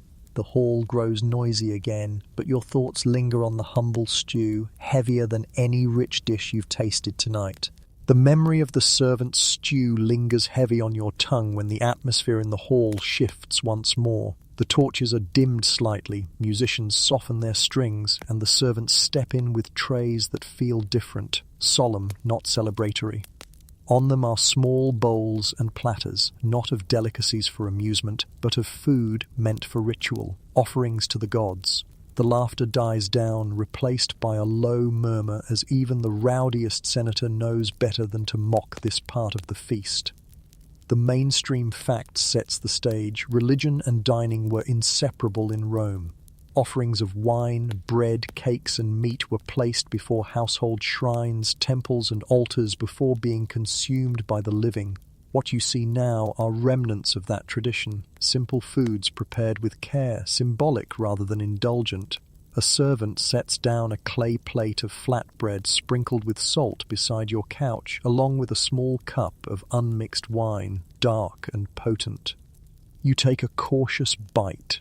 The bread is chewy, salted heavily, almost plain after the honeyed desserts and perfumed cakes of earlier. The wine burns in your throat, uncut with water, sharper than anything poured tonight. This isn't for pleasure, it's for reverence. The quirky tidbit comes to mind. Certain festivals involved eating foods that were once offered to the gods, sometimes shared among the community. At Saturnalia, sweet cakes shaped like stars were passed around. At other rites, sacrificial meat was cooked and distributed. Imagine attending a modern religious service where the leftovers from the altar became your dinner plate. It blurs the line between sacred and everyday in ways that feel strange yet intimate. And here enters the debate. Historians still argue whether elite banquets always included these ritual elements, or if they were exaggerated by moralizing writers who wanted to remind Rome of its piety. Were sacred foods a staple of dinner, or were they performed only during special occasions? The evidence scattered across texts and altars refuses to settle the matter. Tonight, the host clearly revels in the symbolism, weaving worship into indulgence. The senator across from you takes his bread solemnly, dipping it in wine before eating. A noblewoman closes her eyes as she sips, whispering a short prayer. The musicians fall silent for a moment, letting the crackle of torches fill the space. Even the children who had giggled through snail shells and honey cakes now sit quietly, clutching their salted bread as though it were holy. The host raises his hand, signaling for silence. He lifts a platter shaped like a bull's head, its cavity filled with roasted meat, and offers it up toward the rafters before carving slices for the guests. The gesture is symbolic, a nod to the sacrificial traditions of old, yet the smell of roasting fat fills the hall with a reminder that even reverence can be delicious. You chew your portion slowly, aware that this bite is part of something older and deeper than spectacle. One poet murmurs a verse, "The gods eat first, but man tastes after." The hall nods in agreement, the solemnity briefly binding everyone together. Even you feel it, the weight of tradition pressing gently against your shoulders. The absurdity of peacock feathers and perfumed wine seems far away for a moment, replaced by quiet reverence. As the ritual foods are cleared, the torches brighten once again and chatter resumes. The musicians pick up their strings, laughter returns, and the hall exhales as if waking from a trance. You recline back, your lips still tingling with salt and wine, struck by how even in a night of grotesque indulgence, the sacred has found a seat at the table. The solemn hush of ritual fades as the torches flare brighter, musicians strike livelier chords, and the hall bursts into cheer. The servants rush in with trays piled high with candied nuts, spiced cakes, and little treats wrapped in fig leaves. The host claps his hands, and suddenly the mood shifts into festival. This is Saturnalia brought indoors, the Roman holiday where the world turned upside down for a few nights of chaos and laughter. The mainstream fact explains the shift. Saturnalia was Rome's most famous winter festival, marked by gift-giving, feasting, and a temporary loosening of social rules. Masters dined with slaves, gambling was allowed, and tables overflowed with sweets. Tonight, the nobles taste a slice of that chaos, with candied almonds sparkling like jewels under torchlight and spiced cakes laced with honey and pepper. You pop a candied nut into your mouth. It crunches loudly, sweet and sharp at once, the honey coating sticking to your teeth. Around you, nobles laugh and toss nuts across the hall like playful children, aiming for each other's cups. The senator beside you pelts a handful at a poet who retaliates with a fig cake. The air is thick with laughter and sugar. Here's the quirky tidbit. Some Saturnalia feasts even appointed a lord of misrule, a guest chosen to mock authority and command silly orders. Imagine your boss at a holiday party forced to wear a paper crown and dance on the table because the lord demanded it. You nearly laugh at the thought, and in this hall the energy is just as rowdy. But scholars still argue whether Saturnalia truly leveled the social field or merely gave the illusion of equality. Did masters genuinely dine as equals with their slaves, or was it a symbolic gesture that vanished the next morning? Historians disagree, and watching the nobles tonight, you suspect it was more play acting than real reversal. Till the spirit of chaos feels intoxicating. Musicians speed up their rhythm, plucking wildly as nobles clap in time. Servants pour spiced wine laced with cinnamon and cloves, the scent warm and festive, masking the earlier tang of resin. A noblewoman leaps up, scattering petals still stuck in her robes, and dances clumsily on the mosaic floor. Guests cheer, throwing candied nuts at her feet. Even the host laughs, abandoning his regal posture to join in the revelry. You take another bite of cake, the pepper stinging your throat even as honey soothes it. The flavors are strange but joyous, a reminder that Rome's feasts weren't always about intimidation. They could also be about sheer, unrestrained fun. The senator beside you winks, declaring this course the true cure for bitter herbs. You chuckle, finally feeling a moment of lightness after the heaviness of previous dishes. Yet as you glance around, you notice not everyone is laughing. Some servants stand quietly at the edges, watching the nobles play at equality with smiles that don't reach their eyes. The reversal of Saturnalia, you realize, is only temporary. Tomorrow, these same men and women will return to scraps while the nobles boast of candied figs. The thought dulls your laughter, though the music and cheer surge on. A poet stands and shouts a final verse. Let Saturn rule, let night be day, let order break. The crowd roars approval, pounding cups against couches. Wine splashes, honey drips, and candied nuts scatter across the floor until the hall looks less like a banquet and more like a festival ground. You recline, sugar on your lips, ears ringing from laughter, and feel the dizziness of Rome's endless appetite. Saturnalia has brought a flash of chaos, but beneath it lies the same truth. Feasting in Rome is never just about food, it is about power, theatre and control, even when hidden under honey, and nuts. The echoes of Saturnalia still rattle the rafters when the hall grows quieter, though not from fatigue alone. The servants enter carrying platters that are neither playful nor sacred, but strangely excessive. Piles of meats, bowls of sauces, and dishes dripping with oil. The nobles clap half-heartedly, their eyes glazed, their bellies heavy. This is the late empire in miniature, indulgence tipping into waste. The mainstream fact fits neatly here. By the later centuries of Rome, feasting grew more decadent, often criticized by moralists for being too lavish, too indulgent. Exotic animals, endless spices and extravagant displays were less about taste and more about proving wealth, even as the empire itself strained under debt and decline. Tonight's final act feels bloated, a mirror of Rome's own fading glory. You spear a slice of greasy meat and it nearly slides off your fork. The taste is heavy, oily and cloying. There's no subtlety now, no artistry, just excess. Around you, nobles chew slowly, some out of habit, others clearly forcing down bites they no longer want. The senator beside you groans but swallows another chunk, muttering about honouring the host.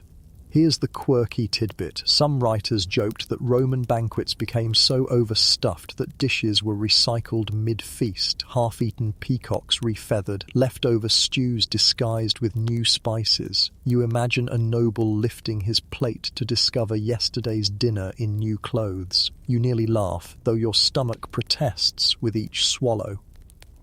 And yet the scholarly debate persists.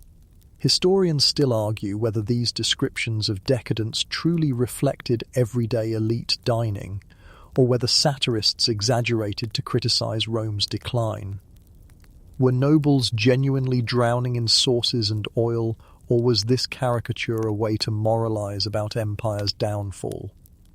Watching the weary guests tonight, you suspect ease. Exaggeration, yet the weight of excess feels undeniably real. The musicians pluck slower notes now, the laughter of earlier courses fading into tired murmurs. Rose petals, candied nuts, and crumbs of honey cake still litter the floor. The servants shuffle quietly, their baskets overflowing with half-eaten food, destined for scraps. The hall feels heavy, not with merriment but with bloat. You lean back, chewing mechanically, no longer tasting. The earlier wonder, the shock of flamingo tongues, the absurdity of snail parks, the sweetness of honey, has curdled into monotony. Even luxury, served too often, becomes dull. The host raises his jewelled cup, but the toast is weary, the cheer muted. Rome, it seems, is full, but not satisfied. You sip your resin-tinged wine, now lukewarm, and feel the flavours blur together in your stomach. Fish sauce, honey, vinegar, ash, pepper, snow, roses. The feast has become a blur of sensations, an empire condensed into flavour, overwhelming, unbalanced, unforgettable. And then the servants extinguish one torch, then another. The musicians soften their tune into something slower, calmer. The host reclines with a sigh, satisfied not with food but with spectacle. The banquet is over. You recline too, belly heavy, head hazy, and realise you've survived Rome's strangest feast. The empire may be fading, but its appetite, its theatre, and its contradictions will echo long after the plates are cleared. Now, as the final torch sputters low, it is time for your own wind down. The hall grows dim, the echoes of laughter fading into gentle murmurs, until only the soft strumming of a lyre remains. You recline deeper into your couch, the weight of the feast sinking into your body, but instead of heaviness, there is a strange calm. The torches glow faintly, their smoke curling upward like whispers toward the rafters. The smell of roses lingers softer now, mixing with the faint sweetness of honey and the distant tang of wine. Your eyes wander across the room. Plates have been cleared, crumbs swept away, and the last of the petals scatter like autumn leaves across the mosaic floor. Servants move quietly, their steps muffled, their arms careful not to disturb the silence that has finally settled. The nobles no longer boast or cheer. They too lie back, eyes heavy, content to let the evening dissolve into stillness. You breathe slowly, letting your chest rise and fall in time with the lyre's gentle notes. The harsh flavors, the fish sauce, the resin, the vinegar melt into memory, softened by distance. Even the strangest dishes no longer feel sharp, but blur into a tapestry of sights, sounds, and tastes that flow together like a dream. As your head sinks into the cushion, you imagine the empire itself fading into night. The extravagance, the spectacle, the absurdities, all drifting away, leaving only the quiet hum of history. The glow of the torches dims further, until the hall seems to dissolve into shadow. And here, in this silence, you feel peace. The banquet is over, the performance complete, and all that remains is the gentle rhythm of breath, the fading warmth of fire, and the steady whisper of sleep.